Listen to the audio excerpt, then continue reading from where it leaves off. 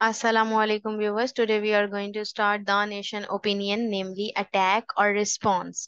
Attack और response जो है वो बेसिकली फलस्तीन और इसराइल का जो इशू चल रहा है उसी हवाले से इसको लिखा गया है। और यहाँ पर ये राइटर जो है इसमें यही बताना चाह रही हैं कि जो फलस्तीनियन जो अटैक है कि क्या उनका वो अटैक है या फिर रिस्पॉन्स है। ठीक है, यानी कि उनके ऊपर जो जुल्म सितम ढाए जा रहे थे उसके रिस्पॉन्स में उन्होंने जो है वो रिटेलिएट किया है या फिर ये एक अटैक था। इसको स्टार्ट करने से पहले जो है हम इसके डिफिकल्ट वर्ड्स देख लेते हैं।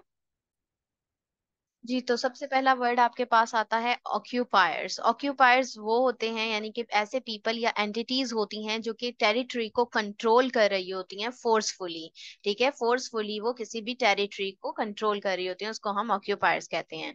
नेक्स्ट हमारे पास आता है टेम्परेरी पावर। टेम्परेरी पावर यानी कि अभी फिलहाल जिसके पास अथॉरिटी या कंट्रोल है, अभी कंफर्म नहीं है कि वो परमानेंट होगी या नहीं होगी। नेक्स्ट आपके पास आते हैं गिटोज। गिटोज ऐसे सेग्रीगेटेड एरियाज होते हैं यानी सेपरेट एरियाज होते हैं जिनको स्पेशली जो है वो सोसाइटी से अलग कर कर रखा गया होता है। ठीक है, कॉलोनाइजेशन है आगे आपके पास। कॉलोनाइजेशन एक ऐसा प्रोसेस है जिसमें जो है वो फॉरेन टेरिटरीज को कंट्रोल कर लिया जाता है।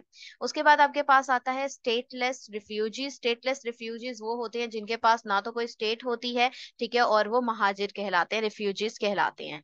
नेक्स्ट आपके पास आता है सीज। ठीक है, सीज होता है मुहासरा करना, बेसिकली आइसोलेट कर देना लोगों को, एक ऐसे ग्रुप को, और उनकी जो सप्लाईज हैं उसको खत्म कर देना, उसको रोक देना। आगे आपके पास आते हैं स्नाइपर्स। स्नाइपर्स ऐसे ट्रेंड मार्क्समैन होते हैं, ठीक है, छुपे हुए लोग होते हैं, ठीक है, जो कि लॉन्ग रेंज जो है वो शूटिंग में मुलविस होते हैं। उसके अलावा आगे आपके पास आता है ड्रोन्स। ठीक है, ड्रोन्स जो है आपको पता ही है व्हीकल्स हैं जो कि सर्विलियंस के लिए, अटैक्स के लिए इस्तेमाल होते हैं। एसिमेट्री आती है। एसिमेट्री बेसिकली बेतरतीबी को कहते हैं, इनइक्वालिटी को कहते हैं, या फिर लैक ऑफ बैलेंस को हम कहते हैं। उसके बाद नेक्स्ट आपके पास आ रहा है अपार्थाइड। अपार्थाइड जो है एक सिस्टम है, सिस्टम ऑफ रेशियल सेग्रीगेशन है। ठीक है, यानी कि किसी एथनिक सिटी की बिना पर किसी ग्रुप को जो है वो सेपरेट कर देना, एक ऐसा सिस्टम। ठीक है, आगे आपके पास आता है एथिकली। एथिकली जो है वो क्लेंस्ड। ठीक है, एथिकली क्लेंस्ड का मतलब ये होता है कि किसी रेशियल ग्रुप को जो है किसी जो है रीजन या टेरिटरी से जो है वो क्लिंस्ड कर देना, उनका खात्मा कर देना। Prisoner swap. Prisoner swap, swap का मतलब होता है तबादला करना। ठीक है, यानी कि प्रिजनर कैदियों का तबादला करना, बेसिकली एक अगर छोड़ेगा कैदी को तो दूसरा भी उसके जो है वो रिटर्न में छोड़ेगा, फ्री करेगा कैदी को। ठीक है, तो वो प्रिजनर स्वैप हो गया। नेक्स्ट आपके पास आता है हिस्टोरिक अचीवमेंट। हिस्टोरिक अचीवमेंट वही हुई यानी कि तारीखी इंपॉर्टेंस क्या है किसी चीज की, अचीवमेंट्स क्या क्या रही हैं। नेक्स्ट आपके पास है नॉर्मलाइजेशन। नॉर्मलाइजेशन यही है कि आप किस तरीके से डिप्लोमेटिकली, इकोनॉमिकली या पॉलिटिकली रिलेशन को दोबारा से नॉर्मलाइज कर रहे हैं, स्टैब्लिश कर रहे हैं, इंप्रूव कर रहे हैं। नेक्स्ट आपके पास है सिक्योरिटी पॉलिसी। सिक्योरिटी पॉलिसी इसके अंदर आ जाती है गवर्नमेंट या ऑर्गेनाइजेशन के कुछ ऐसे एक्शंस या स्ट्रैटेजीज जो अडॉप्ट करते हैं अपनी सिक्योरिटी के लिए। डेटरेंस ऐसी एक्शन को कहते हैं, डेटरेंस बेसिकली जो कि आप जो है किसी कॉन्फ्लिक्ट को या फिर हॉस्टिलिटीज को प्रिवेंट करने के लिए, रोकने के लिए, अपने आप के बचाव के लिए करते हैं। उसके बाद आता है चेंजिंग द इक्वेशन। इक्वेशन वही तरतीब को चेंज कर देना, डायनेमिक्स या सिचुएशन या शेप को तब्दील कर देना मुजाकरात के जरिए से। ओपन एयर प्रिजन होता है यानी बाहिर तो आप जो है वो ओपन एयर फराहम होती है आपको, लेकिन फिर भी वो कैदी होते हैं लोग। ठीक है, किसी ऐसे ग्रुप को यरगमाल बनाकर रखा गया होता है। सिक्योरिटी लाइबिलिटी होती है। सिक्योरिटी लाइबिलिटी एक ऐसी सिचुएशन या कंडीशन है, ठीक है, जिसमें जो है वो थ्रेट या पोज हो रहा होता है सिक्योरिटी के लिए, यानी कि सिक्योरिटी के खिलाफ कोई थ्रेटनिंग सिचुएशन होगी तो उसे सिक्योरिटी लाइबिलिटी कहेंगे। फिर प्री ऑक्यूपाइड आ जाएगा। प्री ऑक्यूपाइड जो है वो बेसिकली सोल्जर्स के लिए, यानी कि वो किसी एक्टिविटीज के अंदर जब मुलविस होते हैं, ठीक है, इन्वॉल्व होते हैं, तो उसे प्री ऑक्यूपेशन हम कहते हैं। तो ये थे इसके डिफिकल्ट वर्ड्स। अब हम इसको स्टार्ट करते हैं कि क्या ये अटैक था या रिस्पॉन्स था फलस्तीनियन की तरफ से। Occupiers can only have temporary powers. Eventually they have to leave. Occupiers यहाँ पर कह रहे हैं, ठीक है, जिन्होंने जबरदस्ती ऑक्यूपाई किया हुआ है इलाके को, एक जगह को, तो ये टेम्परेरी पावर्स हैं उनकी। ठीक है, इवेंचुअली उनको जाना ही होगा। They have to go back somewhere, उन्हें कहीं ना कहीं वापस जाना होगा। But man fighting for their homes can not be defeated. लेकिन वो लोग जो कि अपने होम्स के लिए, घरों के लिए लड़ रहे हैं, उनको डिफीट नहीं किया जा सकता, उनको शिकस्त नहीं दी जा सकती। You give them no choice, they must fight you, आप उनको चॉइस नहीं दे सकते, वो फाइट करेंगे आपसे, they have nowhere else to go, उनके पास कोई और जगह नहीं जहां वो जाएं, nowhere to retreat to, वापस जाने के लिए कोई जगह नहीं है। F Bhutto, never have Palestinians succeeded in taking back so much of their land and breaking out of the segregated ghettos in which Israel had concentrated them। ठीक है, एफ भुट्टो जो है उसने फलस्तीनियन को उस तरह से नहीं देखा, सक्सीडेड होते हुए भी आप देख सकते हैं कि अपने लैंड को वो छोड़कर कभी नहीं गए उन्होंने। अब यहाँ पर इनको सेग्रीगेट कर दिया गया, यानी अलग कर दिया गया गिटोस की तौर पर, यानी इसराइल ने कंसंट्रेट करते हुए उनको सेपरेटली साइड पर कर रख दिया। This is possibly the largest ever Palestinian liberation operation in modern history. Modern history में अगर फलस्तीनियन का देखा जाए तो ये सबसे बड़ा एक फलस्तीनियन लिबरेशन ऑपरेशन है। This was not an attack, ये अटैक नहीं था, इट वाज अ रिस्पॉन्स, ये एक रिस्पॉन्स था। Anyone would fight back after the decades long process of colonisation, ये एक ऐसा रिस्पॉन्स था जो कि हर कोई जो है फाइट बैक करेगा ही, जब डिकेड से, कई दहाइयों से उनके ऊपर कॉलोनाइजेशन का प्रोसेस चल रहा हो तो हर कोई इस तरह से रेजिस्ट करता ही करता है। After they have been turned into stateless refugees, expelled and concentrated in tiny ghettos, imprisoned or killed for daring to resist। और तब जबकि इनको स्टेटलेस रिफ्यूजीज बना दिया जाए, एक्सपेल्ड कर दिया जाए, उनको उनको टाइनी गिटोस के अंदर तब्दील कर दिया जाए, उनको ग्रुप्स में तब्दील करके उनको साइड पर फेंक दिया जाए, ठीक है, इम्प्रिजन कर दिया जाए, उनको कैदी बना लिया जाए और उनको मारा जाए अगर वो जुरत करते हैं रेजिस्ट करने की तब। For 15 years, Israel has besieged Gaza with snipers stationed all around it, drones occupying its skies 24/7, and new patrol shooting at any fisherman who ventured too deep। 15 सालों से अगर हम देखें तो इसराइल में बिसीज किया हुआ है, उसको मुहासरा किया हुआ है, घेरा हुआ है, ठीक है, स्नाइपर्स ने, और ऑल टाइम वहां पर ड्रोन्स जो हैं वो 24/7 आपने देखा यहाँ पर उनके स्काइज पर जो है ऑक्यूपाई किए हुए होते हैं। न्यू पेट्रोल शूटिंग हो रही होती है फिशरमैन पर अगर वो डीप वेंचर करते हैं तो। If this happen to your city would not you fight back. Writer यहाँ पे पूछ रही है कि अगर आप तुम्हारे शहर में ऐसा हो तो क्या तुम फाइट बैक नहीं करोगे। Palestinians did not infiltrate Israel। फलस्तीनियन ने इन्फिल्ट्रेट नहीं किया इसराइल को।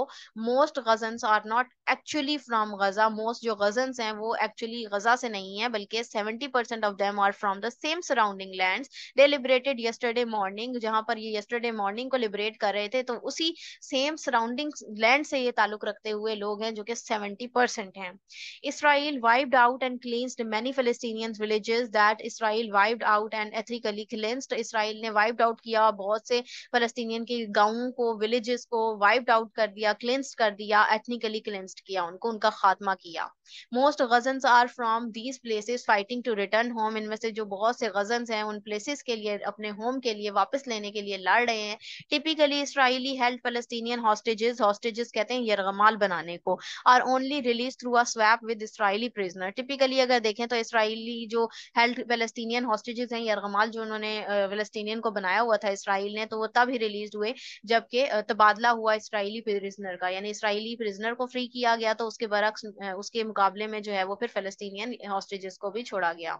Hamas has enough Israeli prisoners to free every single Palestinian hostage held by Israelis. Hamas के पास जो है एनफ इसराइली प्रिजनर्स हैं फ्री करने के लिए एवरी सिंगल पैलेस्टीनियन हॉस्टेज के लिए, ठीक है, हर एक यरगमाल बने हुए पैलेस्टीनियन के मुकाबले में। The last Hamas Israeli prisoner swap was one Israeli soldier for 1027 Palestinian। जो लास्ट हमास इसराइली प्रिजनर था उसका तबादला हुआ, उसको फ्री किया गया, ठीक है, किसके बरक्स, यानी एक इसराइली सोल्जर उन्होंने फ्री किया, ठीक है, और 1000 जो 27 फलस्तीनियन है उनको फ्री किया गया। Above all, the most important historic movement already reshared millions of times online। Palestinian bulldozers have brought down parts of the Israeli wall and fence that surround Gaza and traps its residents। ठीक है, above all देखें, most important historic events देखें, तारीखी हम movements देखें तो already जो है वो reshared हुए million of times, हमें online इस तरह की चीज नजर आई, ठीक है, जैसे फलस्तीनियन के जो बुलडोजर थे उनको ब्रॉट डाउन किया गया, बहुत से पार्ट्स में देखा गया इसराइली वॉल्स के अंदर, ठीक है, और फेंस में जो कि पूरी सराउंडिंग थी, यानी कि उसको पूरा घेरे में लिया हुआ था गजा में, और जो ट्रैप किया हुआ था उसके तमाम रेजिडेंट्स को, वहां पर रहने वाले रिहायशियों को।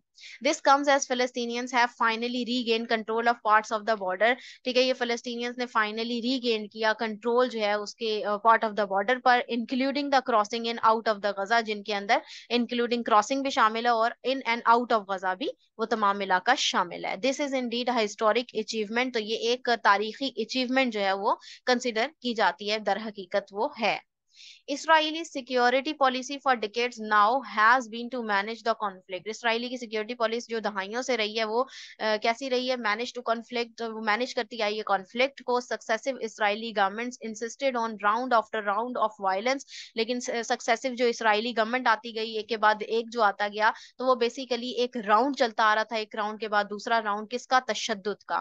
As if any of it would make a difference, अगर शायद ही मुश्किल ही ऐसा कोई डिफरेंस उनमें देखने को मिला हो। They talk about security deterrence changing the equation, और वो बात करते हैं सिक्योरिटी की, डेटरेंस की और इक्वेशन की तब्दीली की। All of these have been code words for bombing the Gaza strip to a pulp. ये बेसिकली ये कोड वर्ड्स हैं, ये इक्वेशन, ये डेटरेंस, ये चेंजिंग द इक्वेशन, किस चीज के?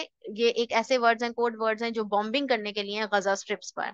always justified as targeting terrorist, yet always with heavy civilian casualties। always justify कर दिया जाता है targeting terrorists के साथ उसको, जबकि ये हमेशा से जो है heavy civilian casualties लेकर आया है, यानी कि civilian की मौत लेकर आया है। in between these rounds the violence they made life impossible for the Ghazans, और इन तरह के जो राउंड होते आए हैं जो तशद्दुद के, तो इन्होंने गजन्स के लिए इम्पॉसिबल कर दिया है उनकी जिंदगियों को जीना। And acted surprise when it all boiled over, और ये बहुत ही ज्यादा सरप्राइज लगता है जब ये तमाम चीजें बॉइल्ड ओवर होती हैं।